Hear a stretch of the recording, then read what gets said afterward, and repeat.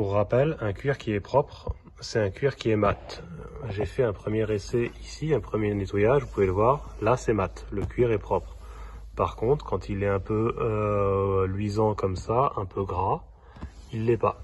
Et nous, ce qu'on va faire, c'est faire en sorte que toute la sellerie du véhicule redevienne mat comme celle-ci. Tout simplement, vous allez venir pulvériser votre nettoyant habitacle, donc votre rénovateur habitacle, assez abondamment sur la surface. Il n'y a aucun danger pour le cuir. Ce ne sont pas des matières forcément si fragiles que ce qu'on peut croire au premier abord. Vous utilisez une brosse à poil souple, c'est des brosses spéciales cuir en général, hein, mais qui vont très bien du coup pour nettoyer toutes les matières poreuses comme les cuirs. Et vous venez, de préférence avec des mouvements circulaires dans la mesure où vous pouvez, nettoyer le cuir en profondeur avec une légère pression pour venir nettoyer les pores du cuir. C'est des cuirs qui n'ont pas été nettoyés depuis au moins 1 an. C'est un véhicule que j'ai en entretien régulier, donc je le sais. Ils ne sont pas non plus trop utilisés, il n'y a pas forcément beaucoup de gens qui montent sur le siège passager. Voilà, n'oubliez pas les rebords. Vous prenez votre microfibre, ici le microfibre Habitac NetTech antistatique, et vous venez en fait nettoyer le cuir, enfin essuyer le cuir, c'est-à-dire qu'on vient récupérer sur la microfibre la saleté, le gras aggloméré dans les pores avec le rénovateur habitacle. J'ai déjà une meilleure gueule au niveau du cuir.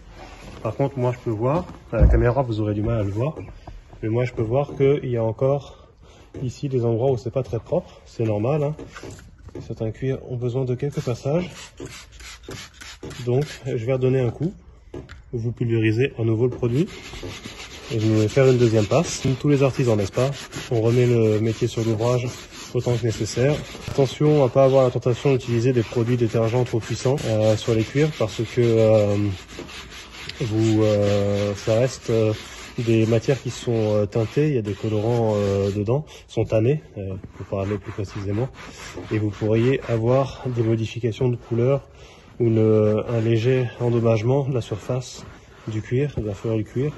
Donc restez sur des nettoyants plutôt doux, comme notre multi-surface Habitac, le rénovateur Habitac de NetTech, ou n'importe quel nettoyant pour cuir. Même si de mon point de vue, s'il y a des spécialistes qui écoutent la vidéo, je veux bien votre commentaire technique, je précise en commentaire.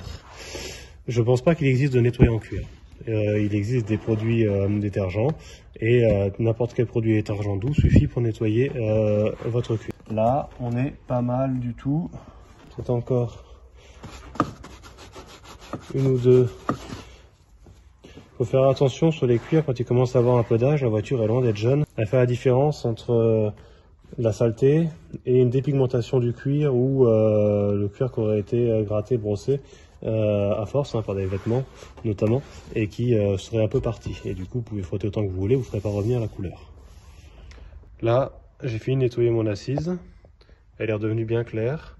Le cuir est propre. Il est mat. Après ça, il faudra que je nourrisse. Mais d'abord, je vais nettoyer le dossier. D'abord, je vais faire l'ensemble de la sellerie du véhicule. Et à l'issue, je viendrai nourrir le cuir. On n'oublie pas que sur les panneaux de porte, vous avez également des inserts en cuir, hein, pratiquement systématiquement. Dès que vous avez du cuir et une sellerie cuir à l'intérieur, vous avez un insert cuir sur les panneaux de porte et à quelques autres endroits. Donc du coup, vous n'oubliez pas de les traiter également.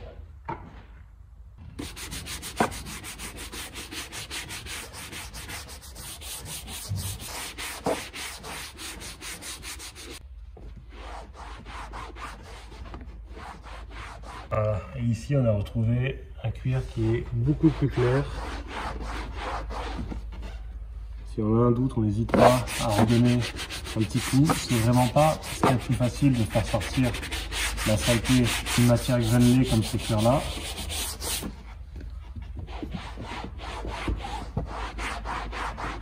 Faut pas hésiter à s'y reprendre. Ah oui, la deuxième passe a donné un bien meilleur résultat. Et c'est normal, au bout d'un moment, votre brosse et votre matière, elle est saturée de sale, donc vous n'avez plus à les incruster. Il faut partir, essuyer et revenir à la charge avec un deuxième essai.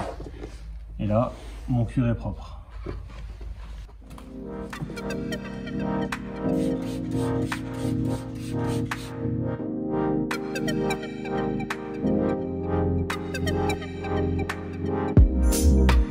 Regardez de près un peu l'état de saleté du cuir qui aurait pu avoir l'air propre en apparence, mais dès qu'on vient brosser, voici ce qu'on retire des pores du cuir.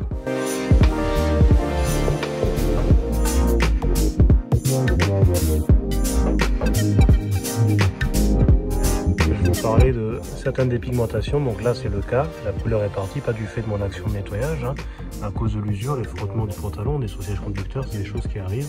Donc là le cuir est un peu dépigmenté, essayez pas d'enlever ça, vous n'y arriverez pas. Autre point, ça c'est un cuir qui n'a pas encore été nettoyé. Je ne sais pas si je vais réussir à vous montrer à la caméra, il est luisant, il est gras, il n'est pas très propre. Ça c'est la cisse que je viens de nettoyer. Elle est sèche, elle est mate, parce que je l'ai dégraissée, nettoyée en profondeur avec mon action de lavage manuelle. Et donc maintenant je vais faire pareil pour le dossier. La coudoir centrale, qui est gainé cuir, je l'ai nettoyé également. Lui, il a retrouvé un très bel aspect également. Là, il me reste encore à traiter le dossier.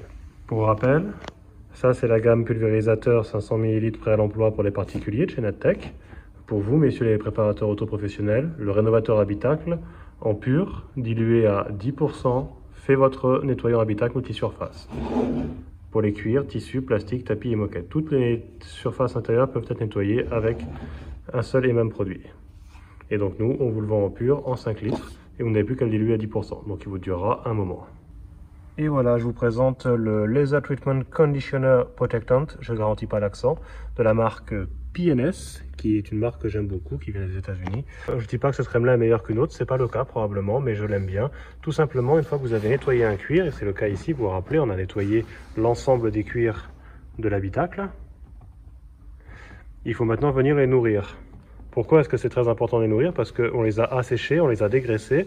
Maintenant, le cuir, certes, est propre, mais il est sec et il n'a plus aucune protection anti-UV, notamment. On l'a fait sauter au passage. Il y en a toujours une sur les cuirs automobiles, comme pour le mobilier d'extérieur. Donc, après avoir nettoyé votre cuir, vous devez appliquer un soin, une crème qui va à la fois hydrater, nourrir le cuir et qui va venir remettre cette couche de protection anti-UV pour éviter que ceux-ci viennent décolorer très rapidement les cuirs de votre véhicule. Comment on fait? Le protocole est très simple. Sans nettoyer les cuirs, c'est simple en soi. Il faut être juste méthodique. Un produit que je n'ai pas utilisé depuis longtemps, souvent c'est des produits qu'on n'utilise pas au quotidien, nettoyer en cuir. J'en fais pas tous les jours non plus. Souvent oui, mais pas tous les jours. Donc pensez à secouer le produit pour que les éléments importants du produit ne restent pas au fond, par gravité. Vous venez appliquer sur votre pad.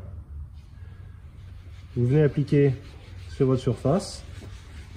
Alors c'est à vous de juger la quantité qu'il faut. Là, je vois que c'est déjà de nouveau sec. Ça a été bu un peu par le pad, un peu par le cuir. J'en mets un peu. Voilà, c'est mieux. Je vois que ça brille un petit peu. Ça veut dire qu'il y a quand même assez de produit qui reste en surface, en plus de la partie qui est absorbée. Et vous venez appliquer ça consciencieusement sur l'ensemble de vos cuirs. Donc là, sur l'ensemble de l'assise. C'est des pads très souples qu'on utilise dans ces cas-là. Et donc, ça vous permet d'aller dans les recoins. Et Dieu sait qu'il y en a dans un habitacle auto. Et là, vous avez nourri le cuir. Prenez une microfibre, n'importe laquelle. Hein. Là, c'est une microfibre pas de chez nous, que vous trouvez au supermarché, d'entrée de gamme. Et je viens juste essuyer le surplus pour éviter que ce soit trop gras. Le surplus de crème, du coup. Et voilà, tout simplement. Et là, je viens de traiter mon cuir. Et il a un toucher qui est particulièrement agréable. Et cette bonne odeur que le produit de chez PNS laisse, le Laser Conditioner. Je vous mettrai les liens, hein, de toute façon, dans la description de la vidéo.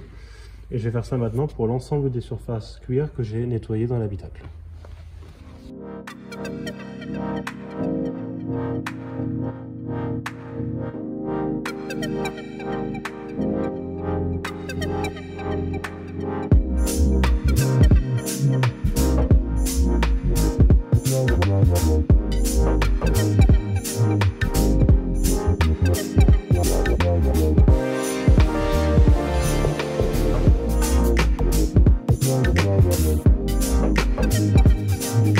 Et voilà, l'ensemble de la sellerie de la New Beetle a été traité, nettoyé et ensuite nourri. Insert de cuir dans les ouvrants inclus. Nettoyez votre cuir avec un nettoyant multisurface intérieur ou un nettoyant en cuir si vous préférez. vous utilisez une brosse pour l'action mécanique et une microfibre d'essuyage. Et après, vous venez nourrir le cuir que vous avez nettoyé pour le traiter, l'hydrater et le protéger contre les UV avec une crème, son pas d'applicateur et une microfibre. Avec tous ces éléments, vous avez de quoi nettoyer les cuirs de vos véhicules. Voilà, c'est pas plus compliqué que ça, il suffit d'être méthodique, de bien prendre en compte le point de détail important, c'est la crème de soin hydratante pour cuir à mettre après le nettoyage, c'est vraiment important. Et n'oubliez pas, c'est une crème qui doit être pour cuir automobile ou pour mobilier d'extérieur, parce que ces deux types de produits contiennent des protections anti-UV. Si vous utilisez des produits pour les cuirs intérieurs, mobilier intérieur, vous pouvez ne pas avoir de protection anti-UV et c'est à éviter. Faut pas le faire, faut remettre une protection anti-UV, c'est très important sur les cuirs que vous venez de nettoyer. Moi j'ai pensé à une chose, j'ai oublié de faire le volant en cuir, qui est luisant, qui est bien gras. Je vais le faire. Pour vous, c'est terminé. J'espère que cette vidéo vous a plu, qu'elle vous aurait appris des choses ou qu'elle vous aura rappelé des choses. Si vous avez des questions, n'hésitez pas en commentaire dans la vidéo et je vous mets les liens des produits présentés. Bonne journée à tous.